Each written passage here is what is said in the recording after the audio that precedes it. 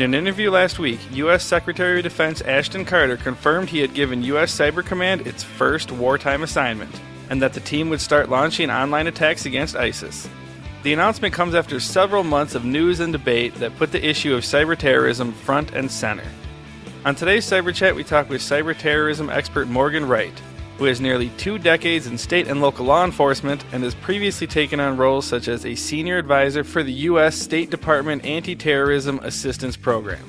We talk with Wright about the threat of cyber-terrorism, recent attacks against critical infrastructure, and how groups such as ISIS are impacting the cyber threat landscape.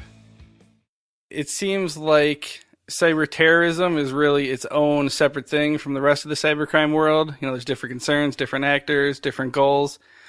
So just in general, do you agree that you have to look and treat cyber-terrorism completely different from the larger bucket of cyber threats? And great question, Jeff. And first of all, thanks for having me on this. I love doing this kind of stuff. No, you shouldn't treat it differently, but you should understand it is a different animal for 2 reasons. Number one, terrorism, by definition, is an act designed to achieve a political objective, by sub-national groups. So when we look at terrorist groups like Lashkar-e-Taiba, which did the Mumbai attacks, you look at Al-Qaeda, these things have been designated as foreign terrorist organizations. So when we look at what their goals are, it's to achieve certain political aims, objectives. That's the same thing with cyber terrorism, but there's actually 2 aspects to it. One is from an influence operation where we're attempting to influence people like ISIS is doing right now with their social media push. They're attempting to recruit people. They're also getting propaganda out.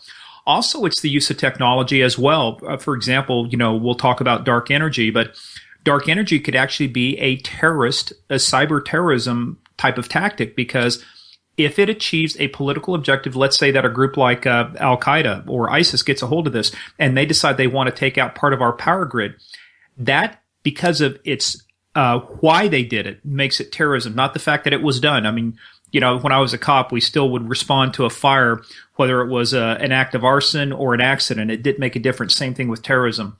But the actors, to your point, Jeff, and the actors and who's doing it, that makes a huge difference. And I think companies really need to understand the implication of the difference between just cybercrime and cyber terrorism, because it will make a difference in how you respond.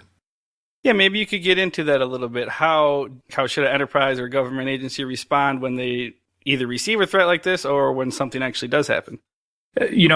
Many businesses will not report certain things because they don't want the publicity. But I'm telling you right now, and if you folks out there are listening to this, if you've got things that appear, because many companies do business internationally, or they may be targeted because of some of the work that they do, especially if they support Israel.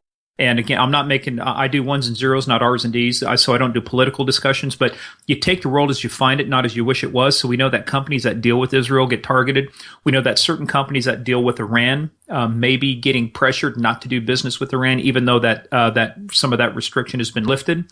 So you have to start looking at your geopolitical footprint. Where are you operating at? What types of things do you have that would impact you in these countries if certain things happen?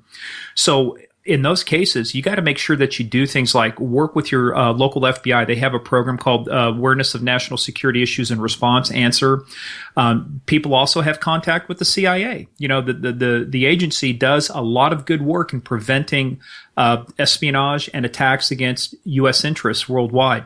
So even though you may not want it, you don't want it to go to the press, and you may not report it to your local police department, you folks really got to think differently about who your partners are between the FBI, between the intelligence community, and even some of your board of directors. You got to make sure if you're a publicly traded company, if you got a board, they've got to be able to go 2 to 3 questions deep on cybersecurity, and they need to understand the geopolitical aspects of it, what they're getting themselves in for, and they got to be able to ask the right questions to make sure that the company is taking the right actions. Yeah, I wanted to ask a little bit about that reporting side of things, because the reason I started by wanting to get your thoughts just on cyber terrorism versus sort of the rest of the cybercrime world is it seems, for those of us on the outside, kind of like a boy who cried wolf kind of thing. Mm-hmm. For the last 5 years, everyone's been saying there's going to be blackouts and all this terrible stuff could happen. But if you look at cybercrime in general, the big things that we keep seeing are stolen identities and stolen payment cards and stolen intellectual property. So do you think it is that this stuff isn't happening at that same level, or do you think it's just it is happening somewhat, but it's just going a lot more unreported than those other consumer impacting events? Well, let's talk about this. The first World Trade Center bombing was in 1993. In 2011 is when they flew 4 airliners into the World Trade Center because they couldn't take it down successfully the first time.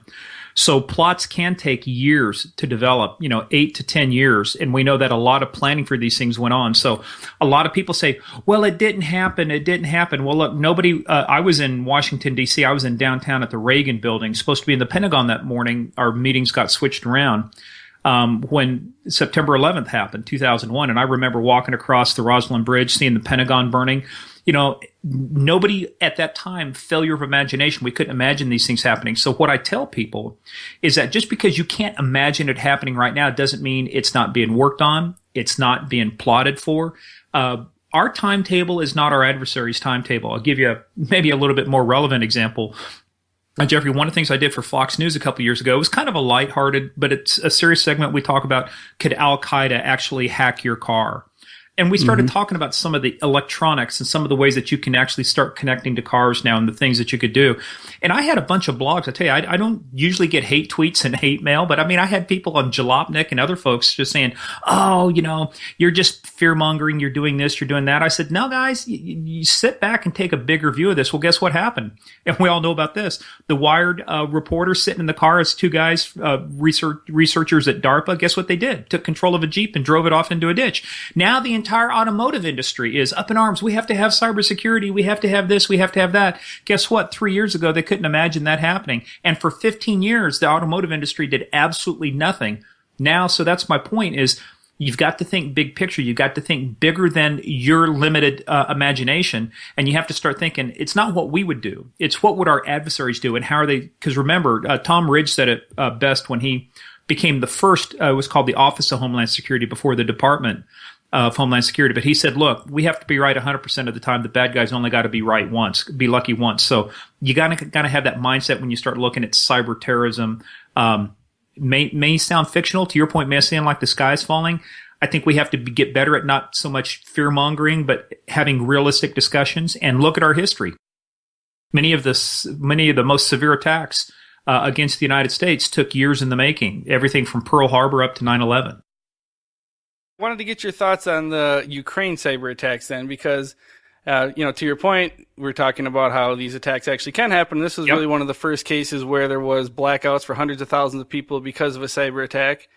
And recently, an FBI agent, he was talking about the Ukraine attack, and he said that, in his opinion, it was a much bigger deal than something like Stuxnet, which everyone seems to still be talking about years later, just because the implications are much more wide-reaching, he said. So just wondering your thoughts on that event. Yeah, I was doing some analysis for Fox News when the Stuxnet announcement of Stuxnet came out. And I said, actually, flame virus is the first thing that was announced. And I said, look, this is a reconnaissance tool. You can expect the other foot to drop. And it was. Flame virus was the reconnaissance tool. Stuxnet was the worm. It was the munition that was delivered, a precision munition that was delivered to do damage. And you're right. It was simply isolated on industrial control systems, things to target the reactor capabilities of Iran and the centrifuges. What worries me about dark energy is that it's in this country, and we talk about it, but we don't really take it seriously. Our energy grid is a patchwork of small operators and other folks. So I agree with the FBI agent 100%. It is a much bigger issue than Stuxnet was. And I'll tell you why. It's because of the tactics used. Not only did they take the houses offline, they also did a denial of service against the call center. And again, let's go back to the geopolitical implications. Been traced pretty much back. It was Dark Energy, I think, version 3 of that, pretty much tied to a group called Sandworm, which without a doubt has the tacit approval of the Russian Federation. Vladimir Putin, Comrade Putin, I'm sure is not worried too much about stopping these guys right now because we have no mutual legal assistance treaty with Russia. We can't extradite anybody out of Russia. So Eastern Europe, Russia, all of these bad guys are operating. So, Jeffrey, I would be very concerned, and we lack a lot of the comprehensive approach to cybersecurity in our energy grid that we need. And so, yes, I think an attack here will happen, not a matter of if, it's a matter of when. But again, it's at a time and a place of our adversaries choosing. We keep going, well, it hasn't happened yet. well, I can stand on a street corner and say, this street corner is safe because there hasn't been an accident here yet. That doesn't prove anything. What we have to do is look at, here's the big thing. Are we prepared? Are we prepared to respond? Are we prepared to recover things? Have we tested these things? I think, if I were giving a grade right now, I'd say right now we're about a D- on protecting our energy grid, and that's what worries me. I saw an article just a couple days ago. The U.S. Energy Secretary, he was in Israel talking at a conference, and he was talking about energy sector attacks and basically saying that they're seeing a lot of stuff against like nuclear power plants, dams, and other industrial control systems. And Israel is a much smaller country. They don't have as many facilities to protect.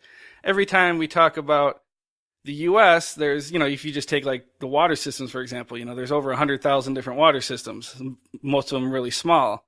And it seems like comparing like Al-Qaeda to like ISIS seems to be targeting these much smaller level attacks. So it seems like if they're going to do some kind of cyber attack, in my mind, they would go after one of these smaller, easier targets. Do you agree with that? Yeah, and the thing is, what are they trying to achieve? The other thing too is they may be honing their craft. Why do prize fighters start out? When you get like an Olympic champion that now wants to go pro, what does he start doing? He starts fighting guys that aren't as good. That they're B and C list type of fighters because he needs to get some experience. Needs to work up into it. Then you go for the big stuff. So, in that sense, that's one of the ways. I did some stuff for the State Department. I was a senior advisor in their anti-terrorism assistance program. Happened to be over in Pakistan, working with the several agencies over there, the Islamabad Capital Territory Police, the Special Investigative Group, the Federal Investigative Agency. And we had guys from the ISI, which is the Pakistani intelligence service, try and infiltrate some classes. What is significant about that is ISI created the Taliban. And they created it for certain reasons. And guess what the Taliban did? The Taliban did small attacks. They did things to build up into what they are. Now, people may say, well, they're not a real threat against the United States. The Taliban created the conditions that allowed Osama bin Laden to operate to launch the 9/11 attacks. So they don't have to be that big. But if their influence in a region is big enough, and if the things they're doing in a region is big enough, they can actually facilitate much bigger attacks. So when people say, oh, this is just little stuff over here, I think you guys are missing the point. The point is, if they get good at doing the little stuff, they'll be good at doing the big stuff. I think Bruce Lee said one time, he says, I don't fear the man who has practiced or who has done 10,000 kicks, one time. I fear the man who has done one kick 10,000 times. These guys are doing it over and over again. They're going to be getting good, and then pretty soon we'll be wondering what happened. On last week's podcast, we were talking about criminal ethics, if there is such a thing, just because we've been seeing a lot of targets against the healthcare sector, yes. And some of these ransomware attacks have actually disrupted hospital operations and have impacted patients. Now, Dan Holden at Arbor Networks, he said last week that he really didn't think in terms of traditional cyber criminals that they really want to do anything bad in terms of affecting human life. But when you look at, say, a group like ISIS, obviously they don't seem to have much concern about that. So everyone's talking about this potential threat. Where do you think they are in terms of their ability or in terms of them being able to do something like that? Well, I will disagree with your previous guest because criminals have no ethics. That's why they're criminals. I spent 18 years in state and local law enforcement. And while there may be a code inside prison, I can tell you that this is organized crime. It's Eastern Europe. It's Russia, where a lot of this malware is coming out of, the ransomware that is attacked. They could care less. They're after the money. They are basically the equivalent of the mafia, is exactly what they are, organized crime. Their only ethics are earning for the boss. So they will continue. It's not ISIS. You have there's an old joke that says that a lot of these things start out as a hobby, then become a business, then become a racket. Ransomware is fast becoming a huge business, which means organized crime is going to get involved in this, and they already are. So I think that, and again, it goes back to the motivation. What motivates ISIS would not motivate an organized crime group. Now, they may do the same action, whereas ISIS really isn't going to be concerned too much about trying to get money out of something. I mean, they've got money from the oil fields and some stealing money out of Iraq and the National Bank over there. I mean, so from a funding standpoint, this doesn't provide them the stream of money they need. Now, you would think that, especially with some of ISIS being Muslims and saying, they kill people for drinking in Saudi Arabia, they have certain codes of punishment, Hammurabi. And if you look at what Islam is, it's actually a way of life. It's not exactly a religion, but it's a total way of life. So when you look at what they kill other people for, at the same time, you turn around, guess what they're doing? That's how did the Taliban fund a lot of their operations? Opium in Afghanistan. That's why when I was over there in Pakistan, a lot of DEA agents over there. Why? Because a lot of opium's being grown in that region to facilitate, gets the hard currency to fund terrorism. So it is not antithetical for these guys to do things that would be against our interests. So ISIS would be selling dope, prostitution, things like that. But the reasons, but we get back into, then it goes, the reasons they do something, simply taking out a hospital doesn't achieve their political objective from a ransomware standpoint. I mean, because you're not going to get the loss of life. Whereas with organized crime, their thing is, hey, we can get, like in Hollywood Presbyterian, $17,000. That was a huge ransom compared to the other ransoms that have been paid so far in ransomware. And I'll tell you what will happen. That just set the bar higher. So you had MedStar. Now they asked for even more money. And the next one, they'll even ask for more money. So the bar's going to get raised on that. But that their motivation is financial. Whereas ISIS, their motivation is ideological. So you have to be able to understand what's driving that. But at the end of the day, guess what? When somebody's shooting an AK-47 at me, I'm not really worried about what their motivation is at that point. I'm diving for cover. And that's what I think these guys got to do. First thing you got to do is dive for cover, protect yourself. The response is probably going to be the same, but then figuring out who your adversary is may help you to understand what their motivation is. But for most companies, you know, they just need to get halfway serious about really getting tough on cybersecurity, regardless of who the threat actor is. Yeah, and before we started recording the podcast, you were talking a little bit about some of the rules of the road that organizations can follow. Just wondering if you could maybe expand on that a little bit. Sure. For a long time, people used to talk about people, process, and technology, and I think that's an overused paradigm. And I tried to, I'm an old farm boy from Kansas. They grew up, you just threw people in trucks and they started driving. I mean, you could get a learner's permit at age 13 and a half. So there's like, wow, driving when you're young. But if you really think about it, how we drive is really how we should be looking at how we shield ourselves, how we protect ourselves online, offline, and in the real world. So from that standpoint, the first thing you do, if you're a company out there, small, large, anywhere in between, write good policies first. Understand what the purpose and the intent of the thing you're trying to achieve is. Figure that out first. Then you train your people from the minute you hire them and then on through their career with you. You train them because you want the right behaviors. Then and only then do you start deploying the technology, whether it is you give them technology or you put it into the company. I'll give you an example. Think about when you got a car, Jeffrey. Mm-hmm. When you started getting your driver's license, what's the first thing they did with you? Well, you got to take the test. Yeah. Study, right? Pull out the handbook. Got to go through your driver's ed courses, right? What do? Mm-hmm. They sit you down. Here's the rules of the road. So that's policy. Then you probably got into a simulator. You pretended to drive. Here's the turn signal. Here's the things. Only after going through the first two did you get to get out to the car. I mean, can you imagine the lawsuits there would be if we just walked right out to a 15-year-old kid, say, hey, here's the keys, go out and have fun, son or daughter, we'll see you when you get back, and they have absolutely no instruction and no training. Yeah.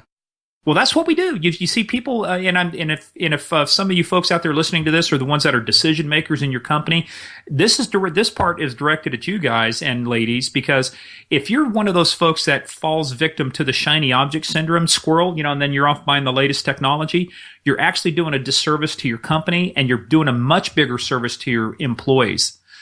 You've got to really think this through. Think through, what's your culture like? My policy at my company will be different than your policy at your company, Jeffrey, because we have different cultures. But you still got to have a policy. Then you got to figure out, how do we train people? When do we train people? Training is like bathing. Neither one is permanent. You got to keep doing it, and then you deploy the technology. Some of this, it's like a car. Some of it could be passive, which means that the airbag deploys or you have analog brakes. Some of it you got to think about. So you got to make sure you put your seatbelt on, because when you put your seatbelt on, it actually improves the effectiveness of all the other safety systems inside the car. So, buckle. Why do we tell people to buckle up? Because we know, and I know as a trooper, I worked a lot of fatal accidents, but I never unbuckled a dead person from a car.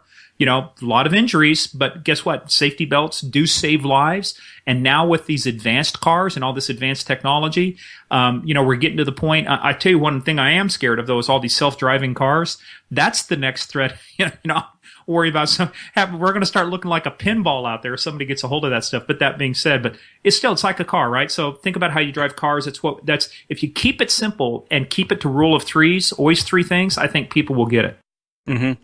Yeah, that's pretty much all the questions I have. I wonder if there's just any kind of big picture takeaways you have about, the cyber threat or cyber terrorism in general that you want to leave anybody with. Yeah, people don't have to fear it, and you can demystify it a little bit. But I'll tell you, there's some things that you can do. Again, one thing is when I used to do briefings on terrorism, and I was speaking at a terrorism conference, but I said, look, let's say that a building blows up, and you're a fireman and you're responding to it. You're a firefighter.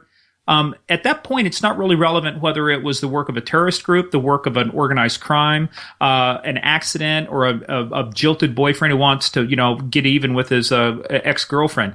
You still respond to it. You still prepare. Only later do the motivations really make a difference in terms of what could we have done to detect this or prevent this. So, but I'll tell you, here's a couple just quick takeaways.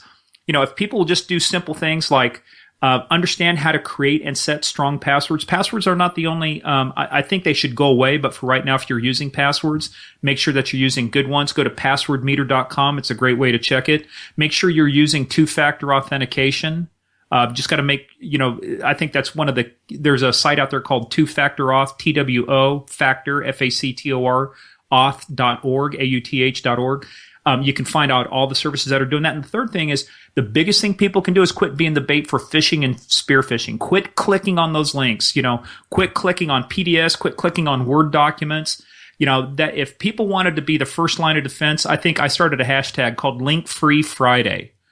Just don't click on links on Friday. Copy and, get rid of the link or type it in or go to your saved bookmarks, but quit clicking on links. I think if we did those three things, regardless of who the actor is, whether it's crime or terrorism or just, somebody across the block who's malicious, we could do a lot better job of protecting ourselves. All right. Well, thanks for taking the time, Morgan. We appreciate it. Hey, Jeffrey, thanks. And to everybody listening out there, you guys, this is good stuff. I really appreciate you guys doing this. I've listened to a lot of the podcasts already, and this is good stuff, so keep it up. And that'll do it for this week's Cyber Chat podcast. The Cyber Chat podcast is brought to you by Surfwatch Labs. Surfwatch Labs helps organizations and service providers quickly establish a strategic cyber threat intelligence operation that drives more effective use of their tactical defenses. For a weekly recap of important cybercrime news, check out Surfwatch Labs' other podcast, the Surfwatch Cyber Risk Roundup. And for more information on cyber risk intelligence, check out surfwatchlabs.com.